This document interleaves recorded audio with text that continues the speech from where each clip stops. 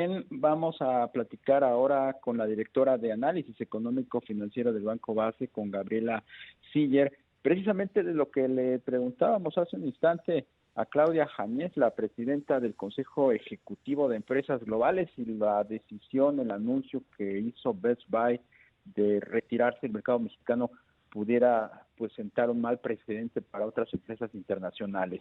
¿Cómo estás, Gabriela? Muy buenas tardes. Muy buenas tardes, ¿cómo estás? Bien, gracias. Conocer tu opinión sobre esta determinación de Best Buy, una de las principales cadenas de productos electrónicos del mundo. Bueno, pues definitivamente que es un evento muy desafortunado para México, sobre todo porque sabemos que en este año se han perdido muchos empleos y pues la recuperación está siendo débil. Ahora, este choque externo del coronavirus, pues definitivamente que sí ha llevado a la baja los ingresos pues de la mayor parte de las empresas y esto es lo que estamos viendo, ¿no? Como consecuencia. Ahora, es probable que, bueno, así como dijo la empresa Best Buy, pues que haya estado esperando a los resultados del Buen Fin para ver que también le iban como si fuera un punto de inflexión y tras eso, bueno, pues decidieron irse de México. Hoy por la mañana, pues inclusive también vimos en los indicadores, en la balanza de pagos, que pues este año la inversión extranjera directa pues ha tenido el menor de los flujos desde hace 4 años y bueno, como consecuencia, bueno, precisamente de esta crisis sanitaria y económica del coronavirus. Exactamente. Gabriela, buenas tardes. Te saluda Rogelio Varela. ¿Cómo estás, Rogelio? Buenas tardes. Gabriela, de la mano también de pues la volatilidad que han tenido los mercados, hemos visto que en los últimos días se ha recuperado pues el peso frente al dólar. ¿Tú crees que pueda seguir esta recuperación en los próximos meses? Sí, definitivamente. De hecho, el tipo de cambio no depende de los fundamentales económicos de México y entonces podríamos decir, bueno, como que la inversión extranjera directa a la baja, como que el crecimiento económico, pues que más bien este año vamos a tener una terrible caída, pero el tipo de cambio no depende de eso, más bien depende del pesimismo o optimismo que hay entre los inversionistas a nivel internacional. Y bueno, pues en noviembre, con las noticias de las vacunas y también con la que parece que será una transición pacífica en Estados Unidos, pues se ha generado un mayor optimismo y entonces los capitales vuelan buscando un mayor rendimiento y lo encuentran en México, con esta buena combinación de riesgo-rendimiento. Y bueno, pues hoy por primera vez vimos un tipo de cambio debajo de 20 pesos por dólar, que cierra por primera vez debajo de los 20 desde el 5 de marzo. Ahora, desde el punto de vista técnico, creemos que el tipo de cambio primero podría bajar a niveles de 19.80 pesos por dólar y después irse a niveles de 19.40 pesos por dólar. Pero eso no significa que ya se acabó la volatilidad y que ya todos estamos bien contentos. ¿Por qué? Porque precisamente estos flujos de capitales pues están observando, ¿no? Todo lo que pasa.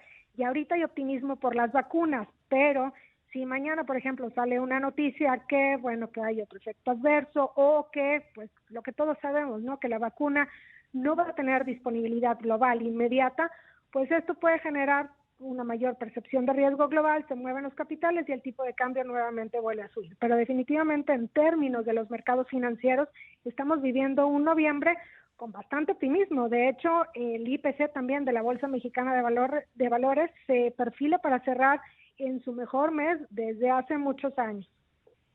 Y en cuanto a las tasas de interés, Gabriela, ¿cómo estás viendo el entorno? Banco de México decidió en su última Junta de Política Monetaria no moverla y se cree que en la próxima, la última del año, mantendrá esa misma postura. Y yo lo preguntaba hace un momento a Luis Niño de Rivera, con la llegada de Janet Yellen, muchos pensarían que el ciclo expansionista de las tasas en Estados Unidos pues llegó a su fin. ¿Cómo impactaría, hago la misma pregunta en tu caso, cómo pudiera impactar eso a México? Bueno, pues en realidad de la Reserva Federal creemos que van a mantener su tasa de referencia en un nivel mínimo histórico como está ahorita de 0.25%, pues al menos el primer semestre del 2021, al menos, porque mucho va a depender también de cómo continúe la recuperación en Estados Unidos. Ahora, esto le da espacio también al Banco de México, aunque las políticas monetarias son independientes entre sí, pero después de cualquier manera, al ser Estados Unidos la economía más grande del mundo y al tener México una correlación importante con la economía de Estados Unidos, pues definitivamente que sí, pues se genera ahí un determinante, sobre todo por el diferencial de tasas de interés de estos flujos de capitales que hablábamos hace un momento. Ahora, la inflación en México, que se publicó ayer, pues hemos visto que ya se desaceleró esta tasa de crecimiento, ya nuevamente está dentro del rango permitido por el Banco de México y parece que se vuelve a abrir un espacio para otro recorte en la tasa de interés, donde, como bien mencionas, pues sí, la mayor probabilidad es que no lo hagan en diciembre, sino más bien a inicios del siguiente año, porque también hay que recordar que la Junta de Gobierno no ha dicho que ya se terminó el ciclo a la baja, sino que solamente están haciendo una pausa y precisamente por estas presiones moderadas que se habían dado en los últimos 3 meses. Entonces, en resumen, pues creemos que el Banco de México seguirá recortando la tasa, a lo mejor no inmediatamente, pero sí en el primer trimestre del año, a lo mejor que haga un recorte de 25 puntos base y que el siguiente año termine a lo mejor con una tasa de interés entre 3.5 y 3.75% en México.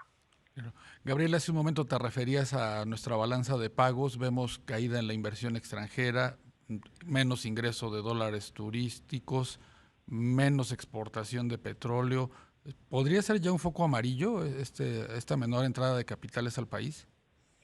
Fíjate que más bien cuando hablamos de capitales y si nos referimos a los mercados financieros, específicamente al tipo de cambio, son los capitales golondrinos, ¿no? La inversión extranjera de cartera y no la inversión extranjera directa, que bueno, estaría bien que fuera al revés, ¿verdad? Que se dependiera más de estos flujos de inversión directa porque entonces se daría una mayor estabilidad al tipo de cambio. Entonces, el tipo de cambio ha dependido de la inversión extranjera de cartera ya desde hace mucho tiempo, inclusive vemos que a partir del 2008 se empieza a generar mayores movimientos de la paridad peso-dólar y el peso deja de ser considerado una moneda exótica y ahora pues es una de las más compradas y vendidas a nivel global. Y bueno, de los flujos de la economía real que bien mencionas de inversión extranjera directa a la baja, por otro lado, pues compensa un poco con las remesas que se han incrementado 9% este año, que también ahí han entrado como parte de la balanza de pagos, y estas remesas, bueno, precisamente pues se han incrementado por la recuperación más rápida de la economía de Estados Unidos. Pero definitivamente, hablando de la balanza de pagos, al interior, ¿qué podríamos destacar?